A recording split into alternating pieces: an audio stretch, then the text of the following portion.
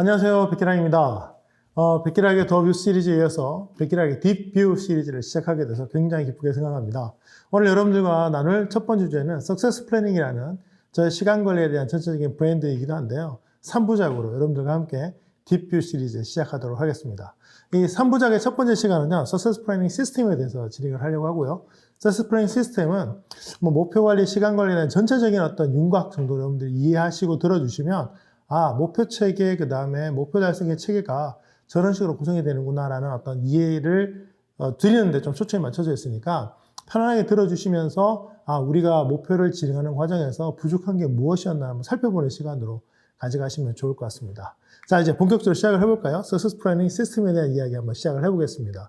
제가 보통 이제 특강을 나가게 되면 항상 먼저 소개를 하는 게 제가 썼던 4권의 책을 소개하면서 시작을 하는데요. 왜냐면 석세스 플래닝 시스템이라는 게 하루아침에 만들어진 게 아니라 굉장히 오랜 시간을 통해서 검증하고 고민하고 그다음에 실험해 보면서 만들어졌다는 얘기를 드리기 위해서 이 책 소개를 많이 하는데요.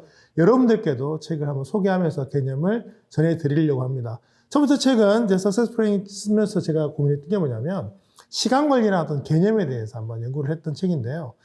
결론은 이겁니다. 시간은 관리되는 게 아니라는 거죠. 시간 관리 자체가 개념적으로 잘못되었다. 그렇다면 시간 관리를 대체할 수 있는 단어가 뭘까? 저는 그래서 이제 그때부터 석세스 플래닝이라는 단어를 많이 쓰고 있는데요. 석세스라는 목표를 플래닝, 계획한다는 의미로 생각하시면 되고요. 목표 관리, 목표 계획이라는 어떤 의미를 본다면 타임 매니지먼트보다는 석세스 플래닝이 좀 더 개념 전달에 좀 더 정확하다는 생각을 했었습니다. 그리고 시간이라는 걸 연구를 해보면 시간 그 자체를 아무리 들여다봐도 목표가 사실 달성되는 게 아닙니다. 왜냐하면 시간은 수많은 자원 중에 굉장히 중요한 자원이긴 한데요. 유일한 자원이 아니기 때문에 그런 시간을 기준으로 어떻게 해서 관리를 하고 연결되어 있는 어떤 자원들을 체크하느냐에 따라서 시간 관리에 대한 결과물들이 많이 바뀌어지기 때문에 시간은 홀로 존재하지 않는다는 것을 이제 증명하는데 첫 번째 책을 썼습니다.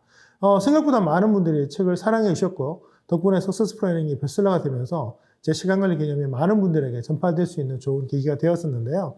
좀 쉽게 썼습니다. 편하게 썼는데 시간 관리라는 게 복잡한 테크닉이라는 게 중요할 것 같지만 기본 원리 개념에서 잘 잡혀 있으면 굉장히 많은 부분에서 쉽게 적용할 수가 있기 때문에 첫 번째 책에서 그런 어떤 의미들을 살폈고요. 두 번째 책은 좀 더 정교하게 결과론적 측면에서 우리가 결과를 끄집어내기 위해서 어떻게 해야 되느냐에서 첫 번째 고민이 이거였습니다. 막 하면 되는가? 막 우리가 그냥 생각나는 대로 하면 되느냐? 아니면 어떤 체계라든가 기법이 실제로 존재하느냐에서 두 번째 책은 이제 프로세스, 즉 목표를 계획하는 과정에서 일정한 단계가 존재한다는 것을 증명했고 그 단계가 몇 단계인지 구명하는데 굉장히 초점이 맞춰져 있습니다. 우리는 결과적으로 이제 우리 어떤 목표들을 달성하기 위해서 시간 관리를 많이 사용하고 있는데요.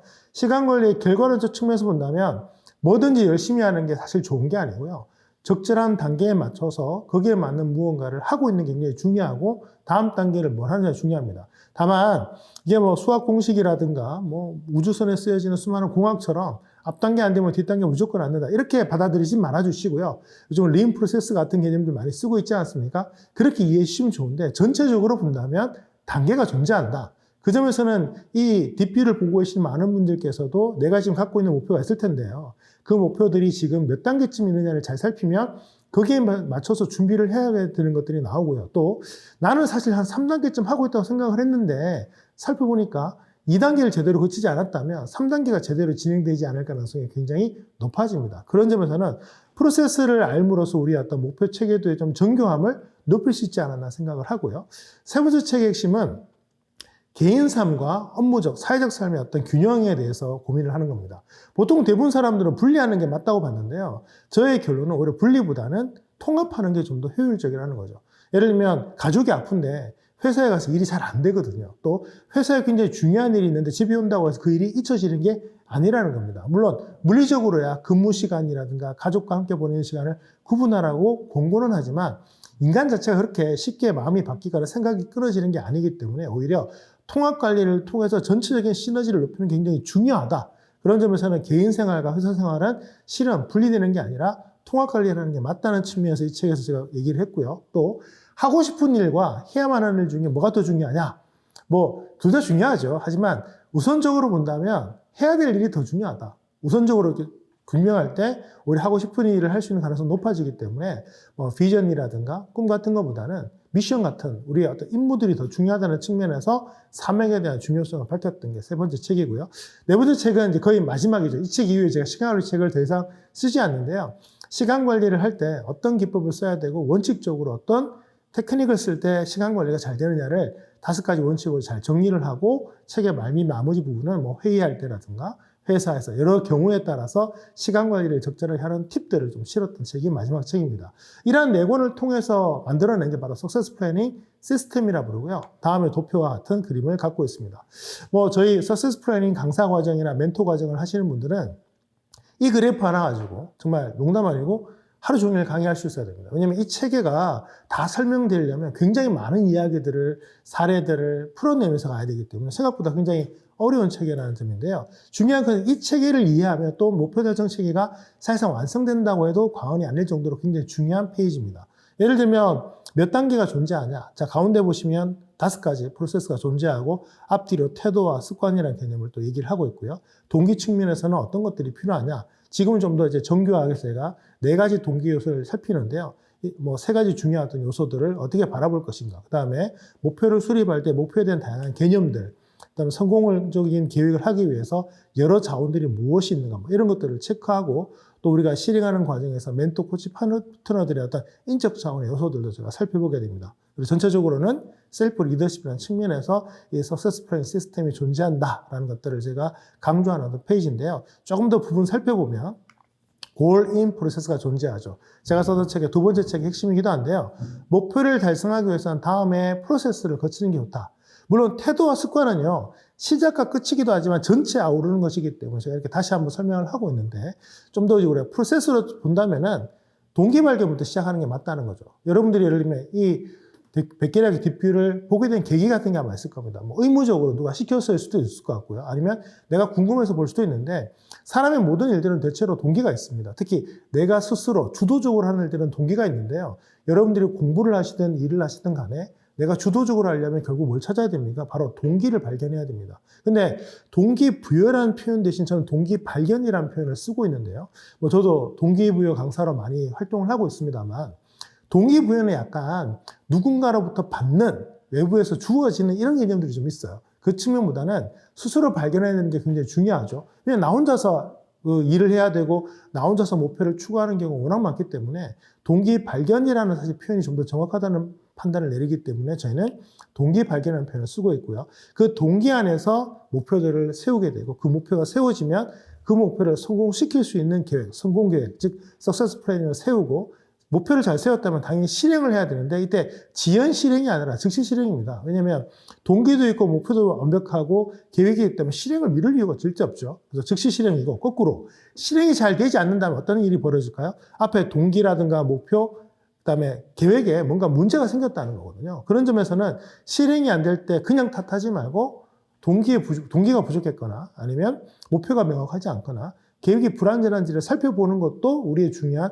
태도가 될 수 있을 것 같아요. 그리고 나서 실행하는 과정에서 세상에 완벽한 계획은 존재하지 않습니다. 사실 계획을 해놓고 나서 실행을 해보면 정말 엉망진창이 되죠. 그럴 때 그냥 임기응변대로 대응하는 게 아니라 그때 계획을 점검 보완하면서 계속 수정 보완해 나가면서 우리의 어떤 활동들, 행동들을 정교하게 튜닝해 나가는 과정들이 어떤 목표 달성의 체계 과정이라고 말씀을 드릴 수가 있을 것 같아요.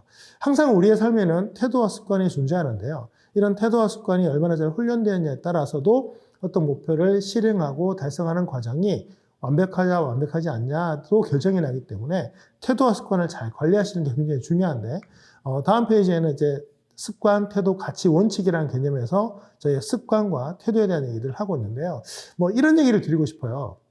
우리가 지식과 경험을 쌓는 게 굉장히 중요하잖아요. 근데 이런 지식과 경험이 사실 자원 위에서 형성이 되고 그 자원은 곧 환경에서 결정이 납니다. 우리가 아프리카에 태어났다면, 아프리카 즉 사막에 태어났다면 어쩌면 매일 먹고 사는 문제, 물을 마시는 문제 때문에 하루 종일 써야 될 수도 있거든요. 그렇다면 이런 강의를 본다거나 인터넷을 쓸 수가 없게 되는 거잖아요. 그런 점에서는 우리가 어디에 태어났고 그 상황에서 어떤 자원이 있고 그 위에 어떤 지식이 얹어지는가에 따라서 우리의 경험, 행동이 결정난다는 의미가 되어 있고요.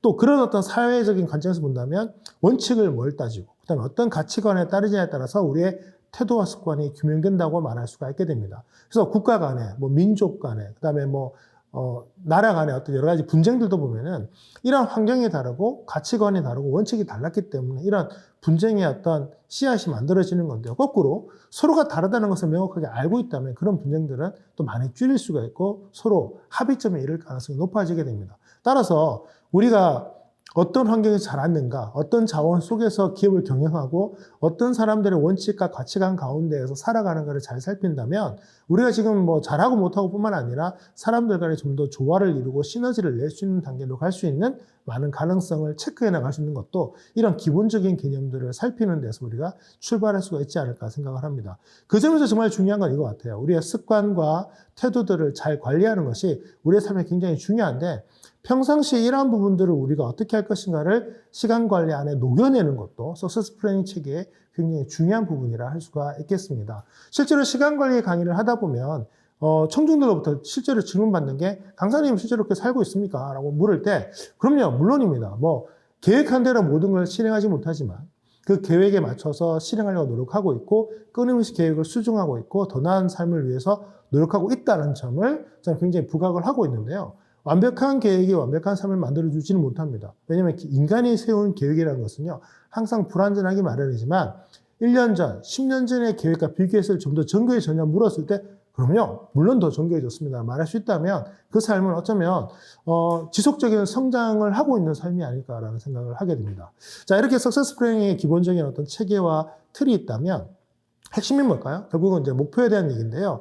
사실 우리가 살아가면서 계획하는 부분 많이 배웠지만 실제로 목표에 대한 얘기들은 많이 배우지 못한 것도 사실입니다. 그래서 석세스 플래닝의 굉장히 중요한 부분 중에 하나가 바로 목표에 대한 세부 구조를 아는 건데요. 자, 목표에 대해서 우리가 표현하는 많은 개념들이 있는데, 에스키모인들은 눈에 대한 표현을 한 50가지 가지고 있다고 하죠. 그래서 우리가 갖고 있는 눈, 쌀랑눈부터 시작해서 한방눈 이렇게 표현하면 50가지는 안 될 것 같아요. 그래서 우리가 정말 정교하게 보려면 그것을 표현할 수 있는 개념들의 단어가 많아야 되는데 우리가 갖고 있는 어떤 목표에 대한 여러 가지 표현들보다는 서구 사회가 갖고 있는 목표 체계도가 좀 더 정교하다고 판단을 하기 때문에 저는 이 목표 체계를 설명을 할 때 영어 단어로 많이 표현을 하고 있는데요. 자, 여러분들이 평소에 쓰고 있는 단어 다 나오죠. goal, of, dream, mission, vision, project, 이벤트까지 다 나오는데 자, 중요한 게 뭐냐면 위쪽은 일종의 보면 장기 계획이고 원천적인 어떤 목표라고 보시면 되고요. 실제 우리가 사회에서 끊임없이 요구받는 것은 프로젝트와 이벤트입니다. 이벤트는 반복되지 않는 일회성이라고 보시면 돼요. 오늘 점심 뭐 먹었느냐? 이 정도는 이벤트일 것 같고요. 대신 건강관리를 위해서 식사 플랜을 짠다 그러면 이건 프로젝트에 들어갈 것 같아요. 그래서 프로젝트는 어쩌면 지금의 우리의 어떤 현실 삶에서 결과를 내는 굉장히 중요한 개념의 핵심이기도 한데요.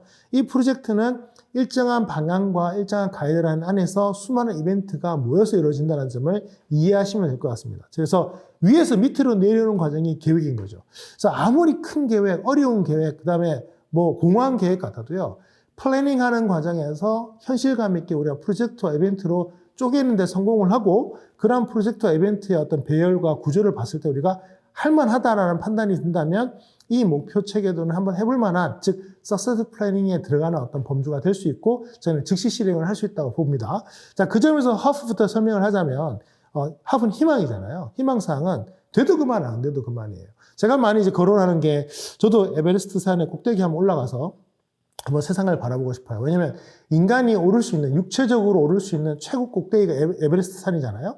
그 위에는 아무것도 없죠. 그 위에는 올라가려면 이제 우리가 비행기를 타거나 우주선을 타야만 하는데, 자, 올라가지 않는다고 제 삶에 변화가 있느냐? 저는 없을 것 같아요. 그냥 가면 좋은 거지. 안 간다고 해서 삶이 불행하다거나 삶에 대한 의욕이 떨어지는 그런 상황은 아닙니다. 즉, 이 하프라는 것은요, 하프리스트는 하면 좋은데 안 됐다고 해서 크게 삶에 영향을 주지 않는 거예요. 하지만 드림은 달라요. 드림은 일종의 열정 체계이자 드림은 인생의 굉장히 중요한 목표이기 때문에 꿈은 기본적으로 우리가 지향하지 않으면 삶에 심각한 문제가 차라리 다가옵니다. 오히려 꿈이 없는데 열심히 노력하는 게 꿈이 있는데 열심히 노력하는데 꿈과 다른 삶을 사는 것보다 더 행복할 수가 있어요. 그 점에서는 꿈을 발견하는 노력만큼이나 꿈을 달성하는 노력도 중요한데, 자, 여기서 희망사항에서 드림이 나온다는 거죠. 근데 밑에 미션이라는 게 있어요. 일단 사회적 가치라든가 임무 같은 건데요. 즉, 누군가로부터 부여받는 것입니다. 우리가 보면 이제 위인이라고 하죠. 세계적인 성과를 냈던 사람들을 보면 많은 성과를 내고 놀라운 성과들을 많이 내는데요. 히틀러는 어떻게 보세요? 위인이라고 생각을 하시나요? 보통 위인 그러면 긍정적 의미고 배우려고 하잖아요. 근데 히틀러를 배우려고 하는 사람들은 좀 이상하게 보게 되겠죠? 그 이유는 가장 큰 이유는 이겁니다.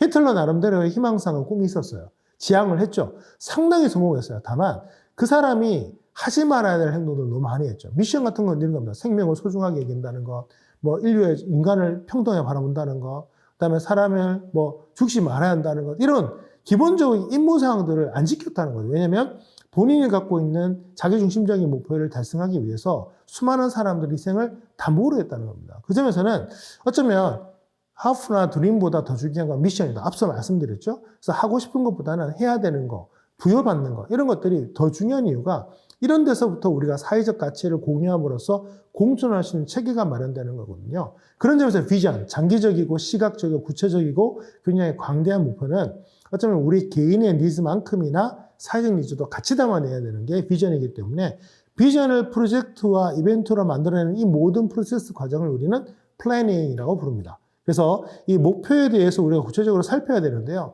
지금 여러분들이 뭐 건강관리 정도 이렇게 된다면 프로젝트가 될 텐데 한정된 시간과 자원을 가지고 이걸 달성하기 위해서 플래닝하는 과정을 거치지 못한다면 우리의 수많은 목표는 공허한 목표가 되고 결국은 진행하는데 많은 어려움을 겪게 된다는 점 말씀을 드리고 싶어요. 자, 그런 어떤 목표들을 이제 집어넣는 과정에서 시간이라는 표 안에 집어넣잖아요. 자, 우리가 이제 자원 얘기를 했는데 보통 저희가 4대 자원, 시간 관리, 시간, 지식, 인맥, 재정이라는 필수 4대 자원 중에 왜 굳이 시간을 통해서 우리가 많은 계획을 잡냐? 가장 큰 이유는 시간은 기본적으로 우리가 실제로 통제가 안 되는 영역이기 때문에 그래서 시간 관리가 잘못됐다는 얘기를 말씀드린 것처럼 하지만 통제가 안 되기 때문에 시간표에 모든 걸 집어넣어야 되는 거죠. 자, 그러면 그 시간이 똑같냐? 그 시간은 크게 5개의 영역으로 나눠지는데요. 먼저 현재의 삶을 본다면 준비하고 그다음에 핵심, 집중하고 그다음에 휴식하는 시간들이 반복됩니다. 예를 들면 지금 백계락의 뒷뷰를 찍기 위해서 저희는 준비를 해야 했고요. 지금 찍고 있고요. 그다음 찍고 나면은 뭐 전환을 한다거나 다음 걸 준비하기 위해서 휴식하는 시간이 필요하겠죠. 이렇게 현실이 돌아가는데 지금 아마 여러분 이렇게 살고 계실 거예요. 현재의 삶에 굉장히 집중하고 있고 충분히 준비하고 있고 휴식하고 계시는데 자, 이런 경우 한번 생각해 보죠. 현재의 삶이 만들어낸 결과에 만족을 못한다면 어떻게 해야 되죠? 그럼 지금의 삶을 반복만 하면 될까요? 변화를 줘야겠죠. 자, 변화를 주기 위해서의 첫 번째는 이겁니다. 지금 삶의 시간에 뭔가를 집어넣어야 되는데 어떤 시간을 집어넣냐? 바로 미래에 내가 결과를 끊어낼 수 있는 이 빨간색 영역이죠. 투자 시간 영역이 들어가야 되는데 일부러 좀 빨간색으로 크게 표현한 이유가 늘 하던 게 아니기 때문에요. 지금 여러분들이 뭔가를 하기 위해서 일을 썼다면 미래에 대한 투자는 일이 아니라 누적 시간 포함해서 굉장히 많은 시간을 연속적으로 쓰게 되어 있습니다. 즉 투자 영역이 지금 여러분의 시간 영역에 같은 단위를 쓰게 되면 실제로 시간을 투자해서 성과가 거의 나오지 않는 특성이 있어요. 그 점에서는 이 투자 시간 영역이 굉장히 넓게 분포가 돼야 되는데 자, 여러분 현재의 삶이 여유가 있나요? 없죠. 결국 현재의 삶에서 여유가 없기 때문에 어떤 일이 벌어져요? 예, 뭔가를 집어넣게 되면 튕겨나갑니다. 기존 게 튕겨나가는 게 아니라 새로운 게 튕겨나가기 때문에 여러 많은 도전들은 튕겨나가게 되어 있어요. 게다가 기존의 거를 일부 정도를 포기한다고 해서 이게 들어가질 않아요. 굉장히 큰 영역이기 때문에 그래서 제 시간 관리할 때 굉장히 중시하는 게 뭐냐면 제거입니다. 여러분 삶에서 충분한 여유 시간을 확보하지 못한다면 결국은 새로운 것을 할 수가 없다. 새로운 성과를 낼 수가 없다라는 거예요. 그러면 충분한 그 것들을 끌어내려면 어떻게 해야 돼요? 우선순위 같은 걸 더해서 일정 우선순위 밑을 것을 과감하게 포기를 하지 않으면 새로운 미래 가치를 담보할 수가 없게 되는 거죠. 이 강의를 보면서 하루에 5분, 10분 짬을 내서 뭔가 준비해서 뭔가 미래를 바꿔보겠다는 분들 계실지도 모르겠는데 글쎄요, 나쁘진 않은데요. 안 하는 것보다는 낫죠. 하지만 여러분이 원하는 성과를 원하는 시간 안에 내려면 이게 쉽지가 않습니다. 그 점에서는 우리가 어떤 목표를 달성하려면 일정한 기간 안에 일정 누적 시간을 써야만 하기 때문에 그러한 시간을 과감하게 확보하는 게 굉장히 힘들다는 점 말씀드리고 싶고요. 또 우리의 모든 계획은 불완전하잖아요. 즉 내가 미래에 대한 투자를 집어넣었다고 해서 반드시 미래에 대한 성과가 나오는 게 아닙니다. 그러면 뭐 계획에 대해서 어떤 문제가 있는지, 목표에 문제가 있는지, 주변에 문제가 있는지를 살펴야 되기 때문에 우리 삶에 인여의 시간이 항상 필요한데요. 실제로 여러분들 시간 다이어리 같은 걸 써보면 우리가 놓치는 시간들이 꽤 많아요. 이런 시간들을 잘 활용하셔서 평소에 내가 갖고 있는 많은 문제들을 좀 수시로 살펴볼 수 있게 된다면 좀 더 정교한 목표 체계들을 만들어낼 수가 있는 거죠. 이렇게 크게 석세스 플래닝 시스템을 저희가 살펴봤는데요. 이게 뭐 당장 시간 관리할 때 무슨 의미가 있습니까? 라고 물으신다면 글쎄요. 지금 당장 여러분이 어떤 플랜을 끄집어내고 하기에는 크게 영향을 주지는 않을지 모르지만 이런 기본기가 중요한 이유는 사실 전체 틀, 받침대, 토대이기 때문에 토대가 불안전하면 당연히 위에 올려지는 게 다 불안해집니다. 그 점에서는 우리가 좀 내가 지금 갖고 있는 이 플래너나 다이어리를 바라보는 게 아니라 좀 더 넓은 관점에서 인생을 바라보고 시간관을 바라본다면 그런 점에서 우리의 어떤 많은 문제들을 우리 찾아낼 수가 있기 때문에 이런 석세스 플래닝 시스템에 대해서 좀 연구를 해보시기를 바라고 또 시간관을 좀 더 깊게 들어가시겠다는 생각을 하시는 분들이라면 이런 전체적인 시스템에 대한 고민들을 해보시는 것도 괜찮을 것 같아요. 세계적인 성공학자들이 많은 연구를 했지만 석세스 플래닝의 수준에는 시스템으로 연구한 사람들은 많지 않더라고요. 그런 점에서는 저도 한국형 성공 시스템에 대해서 한번 만들어 보고 싶다는 열망이 있었고 그래서 오랜 시간 연구하면서 체계를 만들었는데 이런 맵을 가지고 저 자신을 바라보면 확실히 허점들이 많이 보여요. 그래서 다음에 어떤 문제들을 노력해야 될지를 좀 보게 되는 거죠. 모르는 것보다는요, 알고 가는 게 훨씬 낫습니다. 일단 압박이라도 받으니까요. 그 점에서는 전체적인 시스템이나 전체적인 안목을 갖고 우리 삶의 많은 것들을 바라봐야 된다는 점 항상 기억해 주시면서 다음 시간 또 기다려 주시면 감사하겠습니다.